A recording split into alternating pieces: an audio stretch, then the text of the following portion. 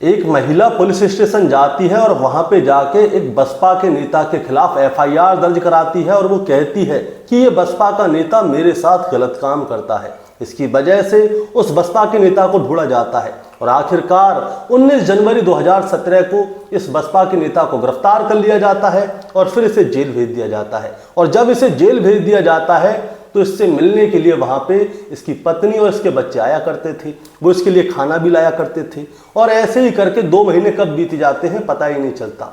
लेकिन अचानक से दोस्तों क्या होता है, इसके बीवी बच्चे आना बंद कर देते हैं।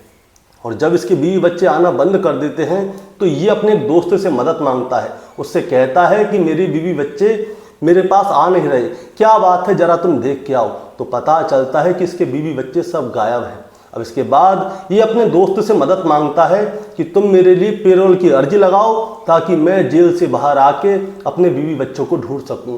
अब ये पेरोल पे बाहर आता है और फिर अपने बीवी बच्चों को ढूंढता है, लेकिन इसके बीवी बच्चे नहीं मिलते। लेकिन अचानक से ही ये बसपा का नेता भी गायब हो जाता है और जब ये बसपा का नेता गायब होता है तो इसको ढूंढा जाता है। और जब इसको ढूंढा जाता है तो दोस्तों पता चलता है कि इस बसपा के नेता की गोली मार के हत्या कर दी है। इसके बाद इसके कातिलों को ढूंढा जाता है और जब इसके कातिल सामने आते हैं तो पता चलता है कि बसपा के नेता के पूरे परिवार की हत्या कर दी गई है और उन सभी को दफना दिया गया है। अब दोस्तों जैसे ही ये हत्याकांड सामने आता है तो दोस्तों दिल्ली से लेकर उत्तर प्रदेश तक सभी लोग चौंक जाते हैं कि बसपा के नेता के परिवार की हत्या कर दी गई है और उन सभी को जमीन में दफना दिया गया है।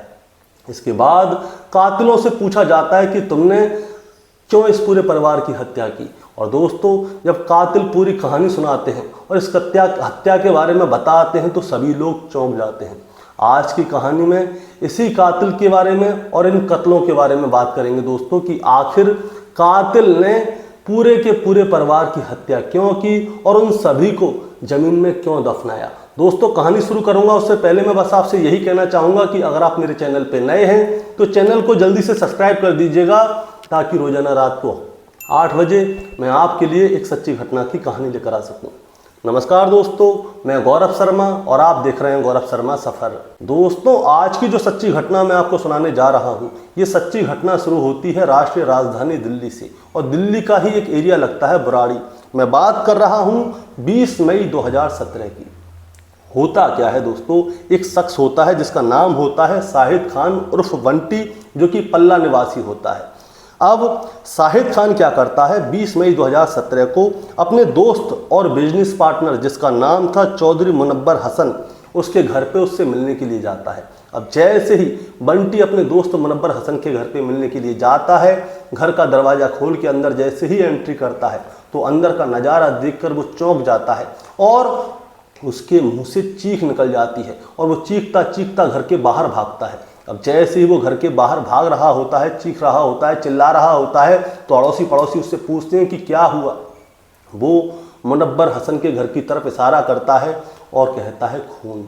अब अड़ोसी पड़ोसी दौड़ते हुए घर के अंदर जाते हैं तो देखते हैं कि जो चौधरी मुनव्वर हसन है वो खून से तरबतर पड़ा हुआ है और उसके शरीर में 3 गोलियां पड़ी हैं। इसी बीच में कोई पुलिस को फ़ोन करता है और बताता है कि बुराड़ी थाना क्षेत्र के अंतर्गत संत नगर आता है और संत नगर की गली नंबर 4 में बीएसपी नेता चौधरी मुनव्वर हसन की किसी ने हत्या कर दी है, आप जल्दी से आ जाइए। अब पुलिस को जैसे ही पता चलती है तो पुलिस तुरंत चौधरी मुनव्वर हसन के घर पर पहुंचती है। चौधरी मुनव्वर हसन बसपा का एक नेता है। अब अंदर जाके नज़ारा देखा जाता है तो चौधरी मुनव्वर हसन खून से तरबतर पड़ा हुआ था। पुलिस वाले भी उसको देखकर चौंक जाते हैं। अड़ोसी पड़ोसी उससे पूछा जाता है तो किसी को कोई भी खबर नहीं होती। लेकिन जो वहाँ के थानेदार साहब थे वो उस लाश को देखकर कुछ याद कर रहे थे। दरअसल उनको 2 बातें याद आ रही थी। बात क्या आ रही थी, पहली बात तो ये है कि कुछ समय पहले चौधरी मुनव्वर हसन के ऊपर एक महिला ने बलात्कार का आरोप लगाया था, जिसकी वजह से चौधरी मुनव्वर हसन जेल गया था। और जब ये पेरोल पे बाहर आया तो ये 18 मई 2017 को थाने आया था। इसके बीवी बच्चे सब गायब थे उनकी मिसिंग रिपोर्ट लिखाने के लिए। अब 6 लोग जिनमें कि 5 लोग गायब हैं और 1 की हत्या हो गई है। थानेदार साहब बस यही सोच रहे थे कि आखिर बात क्या है, कोई ना कोई तो बड़ी बात है जिसकी वजह से पूरे के पूरे परिवार के साथ कुछ ऐसा हुआ है। बीवी बच्चे सब गायब हैं, पति की हत्या कर दी गई है। इसीलिए क्या होता है, चौधरी मुनव्वर हसन के बारे में पूरी डिटेल निकाली जाती है कि आखिर ये कौन है, कहाँ का रहने वाला है, इसका बैकग्राउंड क्या है। और जब इसका बैकग्राउंड निकाला जाता है तो पूरी बात सामने आती है। पता चलता है कि चौधरी मुनव्वर हसन जो है, जिसकी उम्र 45 साल है, इस पिता का नाम है अहमद हसन, जो कि उत्तर प्रदेश के मुजफ्फरनगर के नई मंडी कोतवाली के अंतर्गत का रहने वाला है। अब दोस्तों होता क्या है, जब चौधरी मुनव्वर हसन 14 साल का था तो इसके पिता का अचानक से ही इंतकाल हो जाता है। अब इसके पिता का इंतकाल हो गया तो घर की सारी जिम्मेदारी इसके ऊपर आ जाती है। इसकी माँ और इसकी 2 छोटी बहन होती हैं, उनका पूरा पालन पोषण अब इसी को करना है। अब जब पालन पोषण इसको करना है तो ये क्या करता है, नज़दीक में ही एक गांव होता है जिसका नाम था सरवट्टा। सरवट्टा में जाके ये क्या करता है, कुटी की मशीन लगा लेता है और जो वहाँ से चारा न्यार जो भी होता है उसे बेचता है और अपने घर का पालन पोषण करता है। लेकिन जो कमाई हो रही थी वो बहुत ज़्यादा कम थी और कम कमाई की वजह से ये बहुत परेशान होता है। तभी एक दिन ये अपनी माँ के पास जाता है और उनसे कहता है कि माँ, हमारे पास 5.5 बीघा खेती है, क्यों ना हम 5.5 बीघा खेती को बेच दें और इसके बाद जो पैसा आए उससे कोई व्यापार शुरू कर दें। तो इसकी माँ कहती है कि बेटा तुझे जैसा सही लगे तू वैसा कर। दोस्तों मैं आपको बताना चाहूँगा कि मुनव्वर हसन कोई ज़्यादा पढ़ा लिखा नहीं था, पिताजी कम उम्र में ख़त्म हो गए थे, 2 बहन थी, माँ थी, सबकी जिम्मेदारी इसके ऊपर। अब इसके बाद ये क्या करता है, अपनी 5.5 बीघा ज़मीन को बेच देता है और यहाँ से जाता है सीधे दिल्ली। और दिल्ली जाके ये वहाँ पे जो पैसा होता है इसकी 5.5 बीघा ज़मीन का, उस पैसे से दिल्ली में जाके कुछ ज़मीन खरीद लेता है और जैसे ही इसे प्रॉफिट दिखता है तो ये उस ज़मीन को बेच देता है। अब ये ज़मीन की खरीद फरोख्त करने लग गया, जैसे इसको प्रॉफिट दिखता था बेच देता था और जो सस्ती ज़मीन मिलती थी उसे खरीद लेता था। अब ये प्रॉपर्टी डीलर बनने के बाद कब करोड़पति बन गया इसको खुद को ही नहीं पता चला। अब समय बहुत अच्छा गुजर रहा था, पैसे की इनकम भी बहुत ज़्यादा थी। इसकी 2 बहनें थीं, इसने अपनी दोनों बहनों की शादी बहुत ही अच्छी तरह से करवा दी, घर में अपनी माँ के साथ रहता था। इसी बीच इससे एक लड़की मिलती है जिसका नाम होता है सोनिया। सोनिया से हो जाता है इसे प्यार। सोनिया से प्यार हो जाता है तो कुछ समय बाद ये उससे निकाह कर लेता है। इसीलिए सोनिया जो है अपना धर्म परिवर्तन कर लेती है और उसका नाम हो जाता है इशरत। इशरत से इसे 2 बेटे और 2 बेटियां होती हैं और परिवार बहुत अच्छी तरह से चल रहा होता है, सारी चीज़ बहुत अच्छी थी। लेकिन अचानक से क्या होता है, ये क्या है, वहाँ पे इसका नाम बहुत अच्छा हो गया था, इसीलिए ये सोचता है कि क्यों ना ये विधानसभा का चुनाव लड़े। इसीलिए ये बीएसपी की टिकट लेता है साल 2009 में, ताकि ये विधानसभा का इलेक्शन लड़ सके और ये विधायक बन सके और कोई अपने मोहल्ले में, अपने इलाके में अच्छे काम कर सके। लेकिन इसके बाद क्या होता है दोस्तों, ये सारी चीज़ें तो इसके सामने आ गई। ये बीएसपी का नेता था, बस यहीं तक सीमित था, इससे आगे कोई विधायक वगैरह नहीं बना था। ये सारी चीज़ इसके सामने आ गई। लेकिन आज के समय पे जो मुनव्वर हसन है उसकी हत्या हो चुकी है और उसकी बीवी और 4 बच्चे गायब हैं। टोटल 6 लोगों के साथ ये मिस्ट्री है। अब मिस्ट्री सामने जैसे ही आई तो पुलिस वाले भी सोचने पर मजबूर हो गए। उनको लगा कि ज़रूर कुछ न कुछ बड़ी बात है, क्योंकि ये नेता भी है, बीवी बच्चे गायब हैं, नेता की हत्या कर दी गई है। इसीलिए पुलिस वाले क्या करते हैं, 5 टीम बनाते हैं और 5 टीम बनाने के बाद सबसे पहला काम जो होता है, इसकी पत्नी इशरत उसके मोबाइल की CDR निकलवाते हैं कि वो किससे बात करती है। इसके जो 4 बच्चे थे उन सभी का CDR निकलवाते हैं, वो किससे बात करते हैं, क्या लेना देना था, क्या नहीं था, लेकिन सबकी CDR रिकॉर्ड बिल्कुल क्लियर होते हैं। अब पुलिस वाले अड़ोस पड़ोस के लोगों से बात करते हैं कि आपको क्या लगता है कौन आके हत्या कर सकता है, कोई ना कोई तो वजह होगी, क्योंकि सभी बच्चे गायब हैं, पत्नी गायब है और अब जो पति है मुनव्वर हसन उसकी हत्या कर दी गई है। तभी कोई बताता है कि साहब इनके घर में एक शख्स का बहुत आना जाना है और वो शख्स है शाहिद खान उर्फ बंटी। अब शाहिद खान उर्फ बंटी वही है जो कि अपने दोस्त से मिलने के लिए आया था, जिसने सबसे पहले खून को देखा था। अब पुलिस वाले क्या करते हैं, उसकी CDR निकलवाते हैं, उसकी लोकेशन निकलवाते हैं कि ये कहाँ आता जाता है, खून के समय ये कहाँ था और क्या कर रहा था। अब शाहिद खान उर्फ बंटी को गिरफ्तार कर लिया जाता है और उससे बयान लिए जाते हैं। और जब साहिद खान जो कि मुनव्वर हसन का दोस्त था और बिजनेस पार्टनर था, उससे बयान लिए जाते हैं तो उसके बयान और उसके CDR रिकॉर्ड और उसकी लोकेशन कोई भी मैच नहीं कर रही थी। यानी कि साहिद खान का इस खून में कोई ना कोई तो हाथ है। और जब साहिद खान के साथ में सख्ताई बरतती है पुलिस और उससे पूछा जाता है तो साहिद खान जो है सारी बात तोते की तरह बता देता है। अब दोस्तों, तोते की तरह कैसे बताता है, अब मैं आपको पूरी कहानी शुरू से लेकर आखिर तक सुनाता हूँ। तो कहानी शुरू होती है 20 अप्रैल 2017 से। 20 अप्रैल 2017 को क्या होता है, इसका दोस्त जो मुनव्वर हसन है वो जेल में था। अब मुनव्वर हसन जब जेल में था तो मुनव्वर ने इससे बोला कि साहिद, जब तक मैं जेल में हूँ तुम ऐसा करो, तुम मेरे परिवार को देखो, मेरे घर में क्या आना है क्या जाना है, परिवार में कोई दिक्कत तो नहीं है, तुम सारी चीज़ देख लेना, जैसे मैं छूटूंगा तो तुम्हें जो भी हिसाब होगा सारा पे कर दूंगा। इसके बाद जो साहिद है उर्फ बंटी, वो क्या करता है, मुनव्वर हसन के घर पे आना जाना इसका बहुत अच्छी तरह से शुरू हो जाता है। अब एक दिन की बात है, साहिद खान क्या करता है, वो मुनव्वर की पत्नी जिसका नाम इशरत है, जिसकी उम्र 42 साल है, बड़ी बेटी आरसी जिसकी उम्र 18 साल है और छोटी बेटी आरजू जिसकी उम्र 14 साल है, इन तीनों से कहता है कि चलो मैं आज तुम्हें सहारनपुर घुमाने के लिए ले चलता हूँ। तारीख होती है 20 अप्रैल 2017। अब इन तीनों को घुमाने के लिए ये सहारनपुर ले जाता है। वहाँ पे इनके कोई रिश्तेदार वगैरह रहते हैं। अब कोई बात नहीं, ये वहाँ पे घूम रहे होते हैं। शाम को लगभग 5:30 बजे के आसपास का समय था। अब इनको वहाँ से वापस आना था और जब ये लोग वहाँ से वापस आ रहे थे तो रास्ते में दिल्ली हरिद्वार हाईवे है और वहीं पे ही एक गांव लगता है जिसका नाम है डोराला।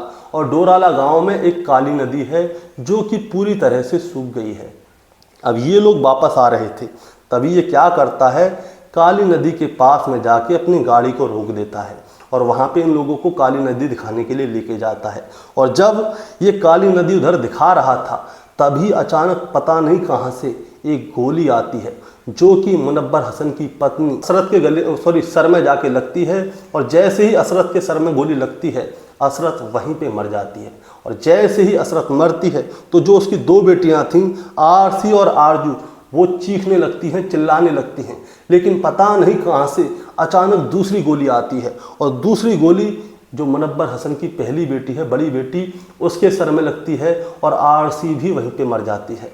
बचती है आरजू वहाँ पे रो रही होती है, चीख रही होती है, चिल्ला रही होती है।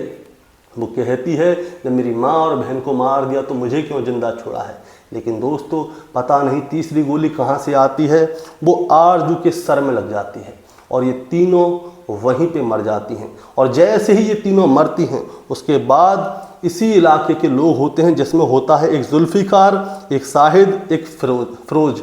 ये तीनों क्या करते हैं, उसी काली नदी में एक गड्ढा खोदते हैं और गड्ढा खोदने के बाद इन तीनों माँ बेटी की लाश को उसी काली नदी में दफना देते हैं। और इनके पास पहले से ही नमक होता है, नमक को उन तीनों की लाश के ऊपर डाल देते हैं ताकि इन तीनों की लाश जल्दी से गल जाए और ऊपर से उस गड्ढे को पूरी तरह से बंद कर देते हैं। इसके बाद जो साहिद उर्फ बंटी है जो कि मुनव्वर हसन का दोस्त था, वो वहाँ से अपनी गाड़ी लेता है और निकल जाता है और वो जाता है सीधा दिल्ली। तारीख होती है 22 अप्रैल 2017। 22 अप्रैल 2017 को ये क्या करता है, जो मुनव्वर हसन के 2 बेटे थे जिनमें एक का नाम आकिब और दूसरे का नाम साकिब है, जिनकी उम्र 18 और 19 साल है, उन दोनों को फ़ोन करता है और उनसे कहता है कि तुम ऐसा करो ऑफिस पे आओ, मुझे तुमसे कोई बात करनी है। अब आकिब और साकिब दोनों इसके ऑफिस पे जाते हैं और ऑफिस पे से ये क्या करता है, इसने एक प्रॉपर्टी खरीदी हुई थी, वहाँ पे अदवाना घर था एक, उस घर के अंदर उन्हें ले जाता है और वहाँ पे जाके इन्हें बिठा लेता है। और जैसे ही इन्हें बिठाता है तो दोस्तों वहाँ पे इसने जो है 5 शूटरों को पहले से ही हायर किया हुआ था, जिनको कि 50-50 हज़ार रुपये में तय किया था। 6 खून करने थे और 3 लाख रुपए इसने एडवांस में ही दिए हुए थे। 3 कत्ल हो चुके थे। अब आकिब और साकिब को घर में बुलाया गया है। अब जैसे ही आकिब और साकिब को बुलाया जाता है तुरंत वो 5 शूटर वहाँ पे आ जाते हैं और आकिब साकिब को पकड़ के वहीं पे कुर्सी से बांध लेते हैं और फिर उन दोनों को बुरी तरह से पीटते हैं, उनको तड़पाते हैं 24 घंटे तक, उनके मुंह में कपड़ा ठूस देते हैं और वो बेचारे चीखने की कोशिश भी नहीं कर पाए, इसलिए उनके मुंह को पूरी तरह से बंद किया हुआ था। और जब तक इनका मन होता है उन्हें मारते हैं, पीटते हैं, उन्हें यातनाएं देते हैं। और उसके बाद 24 घंटे बाद ये लोग क्या करते हैं, आकिब साकिब के सर पे पहले किसी भारी चीज़ से हमला करते हैं, फिर उन दोनों का गला दबा के उन दोनों की हत्या कर देते हैं। और इसके बाद जिस घर में ये लोग उनसे बात कर रहे थे वो अधबना था, फर्श बना नहीं था। ये लोग वहीं पे गड्ढा खोदना शुरू करते हैं और गड्ढा खोद के उन दोनों की लाश को भी उसी घर के अंदर दफना देते हैं। नमक के बोरे पहले से लाए थे, उन दोनों की लाश के ऊपर नमक डाल देते हैं ताकि इन दोनों की लाश जल्दी से गल जाए, और ऊपर से उस गड्ढे को ऐसे बंद कर देते हैं जैसे कि यहाँ पे कुछ हुआ ही नहीं है। अब इसके बाद क्या होता है दोस्तों, अब इसके बाद दोनों बच्चे मर चुके थे। अब जब दोनों बच्चे मर चुके थे तो जो मुनव्वर हसन है वो बहुत ज़्यादा परेशान हो रहा था। वो कह रहा था कि ना तो मेरी बीवी मेरे से मिलने आ रही है, ना मेरे बच्चे मेरे से मिलने आ रहे हैं, वो तो आए दिन मेरे से मिलने आते थे। इसीलिए मुनव्वर हसन जेल में से अपने दोस्त को बुलवाता है, साहिद उर्फ बंटी को, जिसने इसके बीवी बच्चों की हत्या की थी। उसको बुलवाता है और उससे कहता है कि भाई मेरे बीवी बच्चे नहीं आ रहे, क्या बात है। वो कहता भाई मुझे तो पता नहीं, मैं तो घर पे जाता हूँ तो मिलते हैं। अब ये कहता है कि तुम ऐसा करो, मेरे बीवी बच्चों से मेरी बात कराओ। तो थोड़े दिन बाद आता है साहिद, वो कहता है भैया तुम्हारे बीवी बच्चे तो घर पे है ही नहीं। तो ये मुनव्वर हसन कहता है अपने दोस्त से, तुम ऐसा करो जेल में मेरी अर्जी लगवाओ और मेरे को जेल से बाहर निकलवाओ पेरोल पे, ताकि मैं अपने बीवी बच्चों को ढूंढ सकूं। अब मुनव्वर हसन के लिए अर्जी लगाता है साहिद उर्फ बंटी, जो कि उसका दोस्त था, बिजनेस पार्टनर था, जिसने उसकी बीवी बच्चों की सबकी हत्या की थी। अब साहिद मुनव्वर को जेल से बाहर निकाल लेता है। इसके बाद मुनव्वर आता है, बीवी बच्चों को ढूंढता है लेकिन कोई मिलता नहीं है। इसके बाद क्या होता है, 18 मई 2017 को मुनव्वर हसन थाने जाता है और अपने बीवी बच्चों की गुमशुदगी की रिपोर्ट लिखाता है और थाने में FIR दर्ज करा देता है ताकि उसके बीवी बच्चों को ढूंढ सकें, लेकिन कोई मिलता नहीं है। इसके बाद तारीख आती है 20 मई 2017। 20 मई 2017 को क्या होता है, लेकिन उससे पहले मैं आपको बताऊंगा, जो उसका दोस्त था साहिद खान उर्फ बंटी, वो जगह जगह पे इसके साथ इसके बीवी बच्चों को ढूंढ रहा था। मतलब कि 18 तारीख को FIR दर्ज कराई मिसिंग रिपोर्ट की, और उसके बाद इसके बीवी बच्चों को जगह जगह ढूंढ रहा था। जिस घर में इसके दोनों बेटों को दफनाया गया था वहाँ पे बैठ के ये लोग मीटिंग करते थे कि कहाँ जा सकते, कहाँ नहीं जा सकते। और मुनव्वर हसन को ये नहीं पता था जहाँ पे वो बैठा है वहीं पे उसके दोनों बच्चों की लाश गड़ रही है। अब तारीख आती है 20 मई 2017। 20 मई 2017 को क्या होता है, इसने जो है शूटरों को पहले से सेट किया हुआ था। शूटर मुनव्वर हसन के घर जाते हैं और उसमें 3 गोली मारते हैं और वहाँ से गायब हो जाते हैं। और इसके बाद शरीफ आदमी बन के आता है साहिद उर्फ बंटी, जो कि इसका दोस्त था। वो दरवाज़ा खोलता है, अंदर देखता है मुनव्वर की लाश पड़ी है। वो चीखने लगता है, चिल्लाने लगता है और कहता है कि भाई मेरे दोस्त को किसी ने मार दिया। सब लोग इसे इनोसेंट समझे, लेकिन पुलिस ने आखिरकार बंटी को पकड़ लिया था और बंटी ने पूरी कहानी शुरू से लेकर आखिर तक सुना दी थी। अब इसके बाद क्या होता है दोस्तों, इसके बाद पुलिस जो है साहिद उर्फ बंटी से पूछती है कि तुमने मुनव्वर हसन की हत्या की तो की क्यों, ये और बताओ। इसके बाद साहिद उर्फ बंटी मुनव्वर हसन की हत्या करने की वजह बताता है। वो बताता है कि मुनव्वर हसन जो था इसका पार्टनर था, व्यापार में पार्टनर था, और ये दोनों मिलके क्या करते थे, प्रॉपर्टी खरीदते थे। इनके पास टोटल 44 प्रॉपर्टी थी।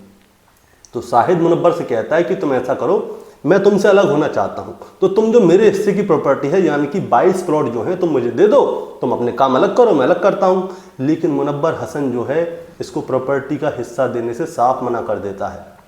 वो कहता है कि दोनों जने मिलकर ही करेंगे, फायदा होगा तो दोनों का, नुकसान होगा तो दोनों का। लेकिन साहिद ये नहीं चाहता था, लेकिन मुनव्वर हसन उसको प्रॉपर्टी देना नहीं चाहता था। इसीलिए साहिद जो है मन में सोच लेता है कि मुनव्वर हसन को बताना पड़ेगा, उसको और उसके परिवार को रास्ते से हटाना पड़ेगा, ताकि ये 44 की 44 प्रॉपर्टी मेरी हो जाए। और इसके बाद ये इंतजार में था कि कैसे कैसे इसको और इसके परिवार को मारा जाए। अब अचानक से क्या होता है, एक महिला मुनव्वर हसन के ऊपर बलात्कार का आरोप लगा देती है और इसके बाद मुनव्वर हसन चला जाता है जेल। इसीलिए साहिद कहता है कि अब इसके परिवार को किस्तों में मारा जाएगा। पहले तो उसकी पत्नी और 2 बेटियों की हत्या की, इसके बाद दोनों बेटों की हत्या कर दी और आखिरकार आके मुनव्वर हसन की भी हत्या कर दी। अब साहिद ने पूरी कहानी शुरू से लेकर आखिर तक सुना दी थी और इसके बाद जैसे ही केस का खुलासा हुआ तो साहिद के जानने वाले और दिल्ली के बुराड़ी इलाके के और उत्तर प्रदेश के मुजफ्फरनगर में जहाँ जहाँ तक लोग इनको जानते थे सभी लोग चौंक जाते हैं और सभी लोग सोचने पर मजबूर हो जाते हैं कि कातिल ने प्लानिंग कैसे की थी कि बीवी और 2 बेटियों को मारने के लिए दिल्ली से 90 किलोमीटर दूर गया और वहाँ पे जाके उसे दफना दिया और गाँव के लोगों से ही मदद की ली थी। अब इसके बाद क्या होता है दोस्तों, शाहिद को जो है जेल भेज दिया जाता है और जिन जिन लोगों ने उसकी मदद की थी उन सारे आरोपियों को गिरफ्तार कर लिया जाता है, उन सबको जेल भेज दिया जाता है। और अब तारीख आती है सितंबर 2024 की। सितंबर 2024 में क्या होता है, जो शाहिद खान उर्फ बंटी है वो पेरोल पे बाहर आता है और पेरोल पे जब बाहर आता है तो जैसे ही उसकी अवधि पूरी होने वाली होती है वो गायब हो जाता है। अब पुलिस उसे जगह जगह ढूंढती है और वो कहीं नहीं मिलता, लेकिन पुलिस की समझदारी की वजह से और उसकी चाल की वजह से क्या होता है, आखिरकार 7 महीने बाद शाहिद खान पुलिस के हत्थे लग जाता है। फिर उसे दोबारा से गिरफ्तार किया जाता है और फिर उसे जेल भेज दिया जाता है। दोस्तों अभी भी आरोपी जो है कोर्ट में सज़ा मिलने का इंतज़ार कर रहे हैं, अभी तक इनको कोई सज़ा नहीं मिली है। और इसके बाद क्या होता है दोस्तों, आगे की बात और बताता हूँ। जैसे ही इसने बताया था कि मुनव्वर हसन को ऐसे मारा, इसकी बीवी की लाश यहाँ है, बच्चियों की लाश यहाँ है, बेटों की लाश यहाँ है, इसके बाद में इसकी निशानदेही पर उन सभी की लाश को कलेक्ट किया जाता है और जब उन सभी की लाशों को वहाँ से निकाला जाता है तो लाश के नाम पे सिर्फ कंकाल मिलता है। और इसके बाद जो इसका मुनव्वर हसन का पैतृक गांव है वहाँ पे इन सभी की लाश को भेजा जाता है और पूरी रीति रिवाज के साथ उन सभी की लाशों को सुपुर्द खाक किया जाता है। अब मुनव्वर हसन का वैसे कोई रिश्तेदार था नहीं, इसकी माँ थी और 2 बहन थी। अब जो भी व्यापार है, प्रॉपर्टी है, अब वो लोग देखेंगे क्या हुआ क्या नहीं हुआ, क्योंकि शाहिद ने तो मुनव्वर हसन और उसके परिवार को इसलिए मारा क्योंकि कल को मुनव्वर हसन को मार देता तो उसके बेटे तैयार बैठे थे, उसकी बेटी तैयार बैठी थी। अब सबको मार दिया तो वो सोच रहा था अब मैं राजा हूँ, अकेला बैठ के खाऊंगा। दोस्तों लेकिन ऐसा होता नहीं है और इस कहानी को सुनाने का मतलब आपको परेशान करना है, विचलित करना बिल्कुल नहीं है। बस आपको बताना है और जताना है। बताना जताना ये है कि ये सारी हत्याएं सिर्फ एक वजह से हुई थी और वो था लालच। शाहिद ने मुनव्वर हसन से बोला था कि भाई मेरी प्रॉपर्टी है वो मुझे दे दो, मुनव्वर हसन ने साफ मना कर दिया। अब किसके मन में कौन बेटा है किसी को तो पता नहीं है। अब इसीलिए शाहिद ने सोचा कि आज ये मुझे को 22 प्लॉट नहीं दे रहा, अब तो मैं 44 के 44 लूँगा। इसीलिए उसने मुनव्वर हसन की और उसके पूरे परिवार की हत्या कर दी। अगर मुनव्वर हसन उसी समय पे शाहिद को अपने आप से अलग कर देता तो आज मुनव्वर हसन भी जिंदा होता, उसके पूरे परिवार के लोग भी जिंदा होते। दोस्तों आपका क्या कहना है इस कहानी के बारे में, आप जरा हमें कमेंट में बताएं। चैनल पे नए हैं तो सब्सक्राइब करके जाएं ताकि रोजाना रात को 8 बजे मैं आपके लिए एक सच्ची घटना की कहानी लेकर आ सकूं। नमस्कार।